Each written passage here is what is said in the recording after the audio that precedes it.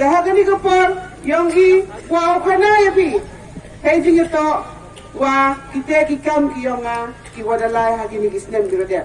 Sipon kejing penchoy ki, hejing ito, wa gani ke election ko dia.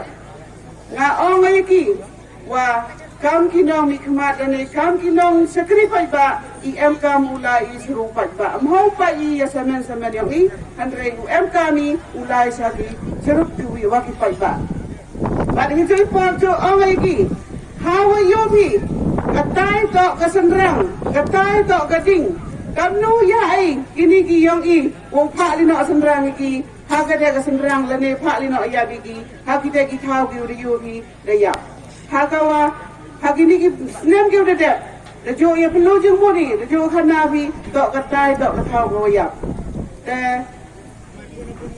Hejo ipon le, mkwa oklam sistem ni hadang pun kau he oklam, takwa le kerja, ukana hejing itu, wa kau orang kalah sendu, dah yobi hagi YouTube yang pi, cibon kijing ketok, ya umma.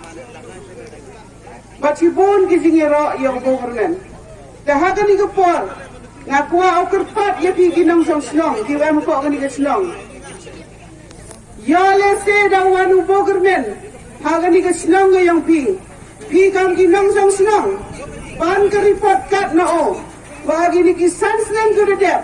Iye ki kam ki wabha leo, kamu cabinet minister, hapo kani ka constituency gayong o. Batwa ale, uklam kajak injing itu, wagajing tuntok ke yauma, uwi na urang ba, uwamaya habi, hagi tu distance nem gyudep, tuntok yauma, hejing itu, wagajing wanra yaga BSF hapok kani kesnong musniang.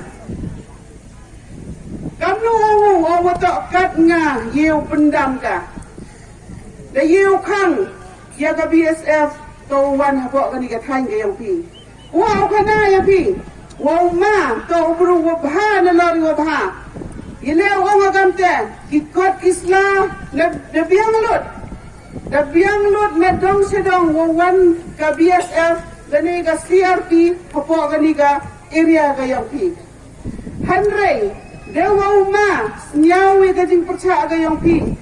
Nyau ya gajik ot kiman be kiman pa yung tadi katang daweng biang uka emu bo ya katega thau emu da ya katega thau cha kite kisipai dayong kana kuwa beli pi da tau mau si da biang lu ki kau isla dang emu yo le bersaga em be da tau mana lang do berubah weng biang wi gajing kerpat yung pi kini kisnong sa kani katang ni bahite emu ya da ya kedu ya kani katau yo o sa kisipai